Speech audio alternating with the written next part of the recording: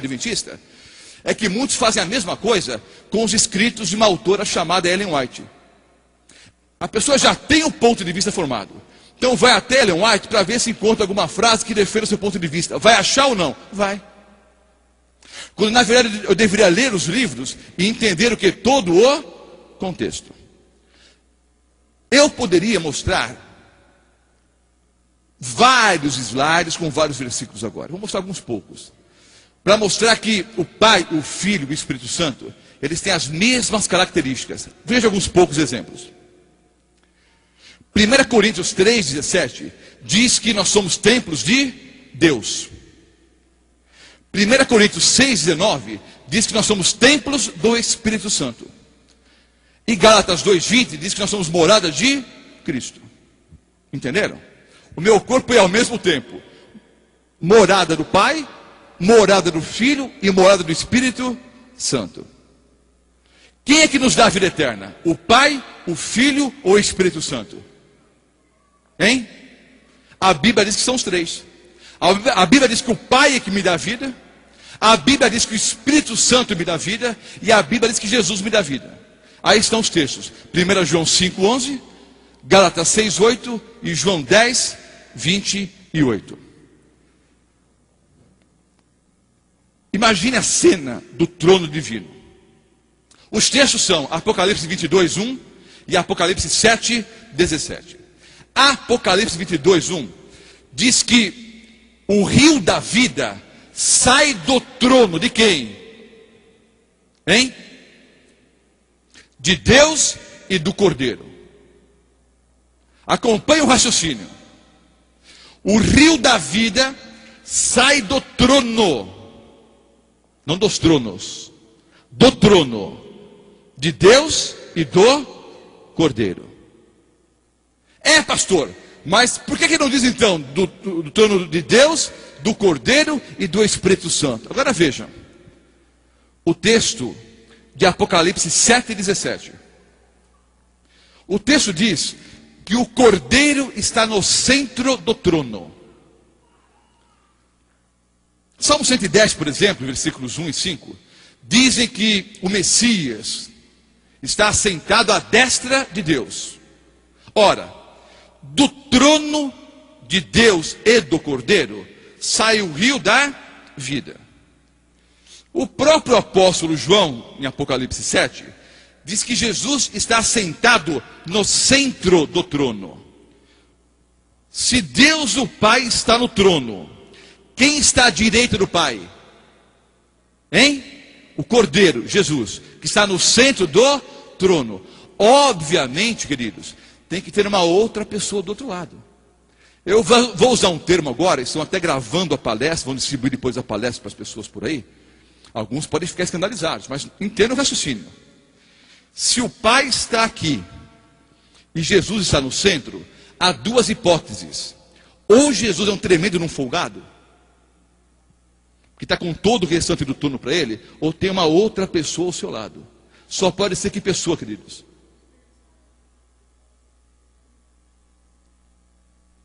Raciocínio simples e claro dentro da palavra de Deus.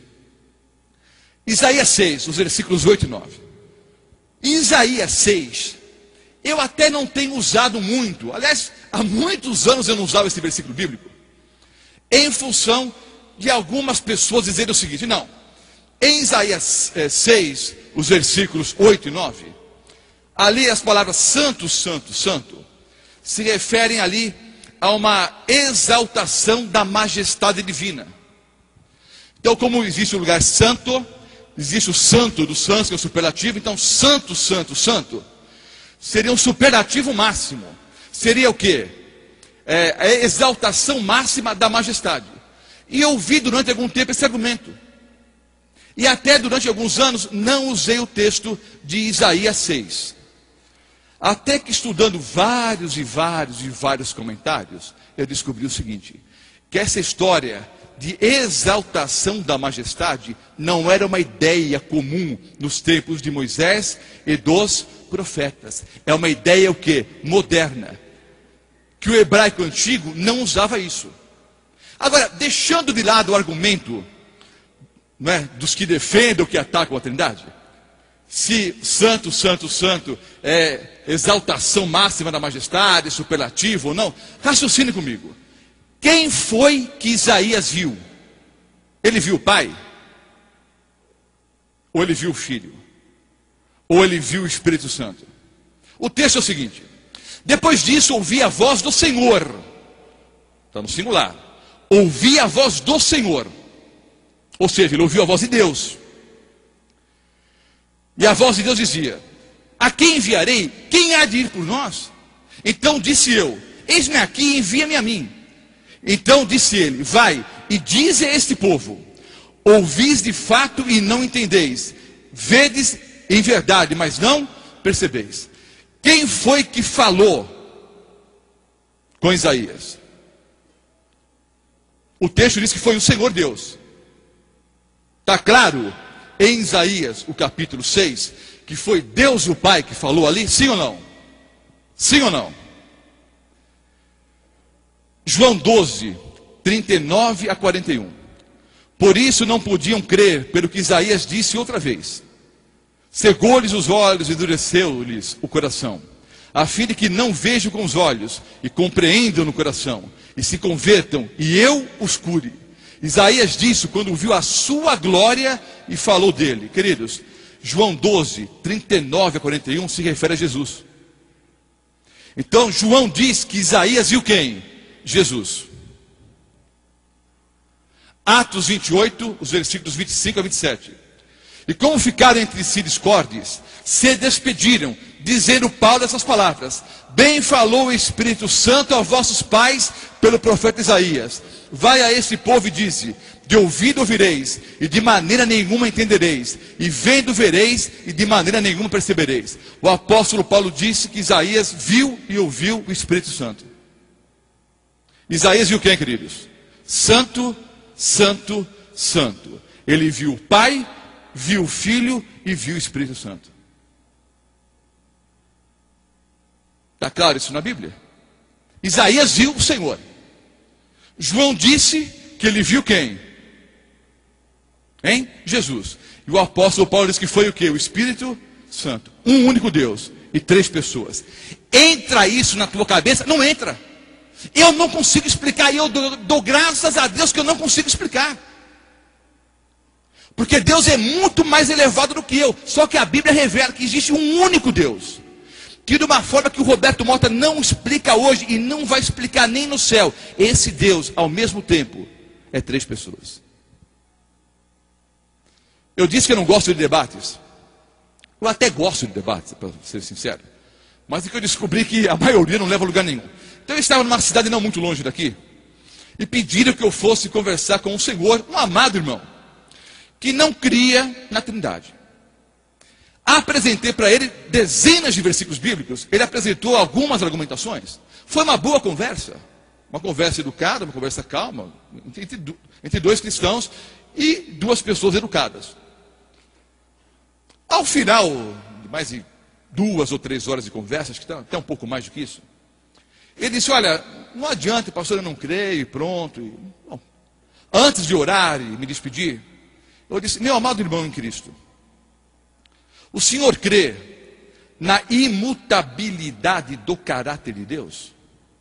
Ou seja, Deus não pode mudar. Deus o Pai não muda. Isso é claro na Bíblia. Isso é um princípio bíblico. É um princípio revelado na palavra de Deus. Deus não muda. Jeová não muda. Perguntei: o senhor crê nisso? Eu creio. Deus o Pai pode mudar ou não? Não, Deus o Pai não muda. Deus o Pai é imutável? Deus o Pai é imutável. Aí eu perguntei: Deus o Pai é eterno? Deus o Pai é eterno. E o Filho? Aí ele me disse: olha, pastor, já te expliquei. Eu creio que o Filho também é Deus, mas é um Deus menor. Olha, Deus menor, aí que começa a virar o quê? Politeísmo, né? Eu creio num único Deus. Aí ele já começou a explicar que cria em dois, né? Bom, aí eu perguntei: Jesus é eterno? Não, Jesus não é eterno. Bom, o Filho não é eterno. O Filho não é eterno. O Pai é eterno. O Pai é eterno. Então me explica uma coisa, meu irmão. Se o Filho não é eterno, houve um tempo que o Pai não era Pai. Se houve um tempo que o Pai não era Pai, houve mudança no caráter de Deus. Porque esse Deus que não era Pai, em algum momento da eternidade, passou a ser Pai. Então houve mudança no seu caráter. Então Deus mudou. Um argumento simples, não é? Se Deus, o Pai, não pode mudar, se Deus é Pai eterno, obviamente, queridos, o Filho tem que ser o quê? Coeterno com o Pai.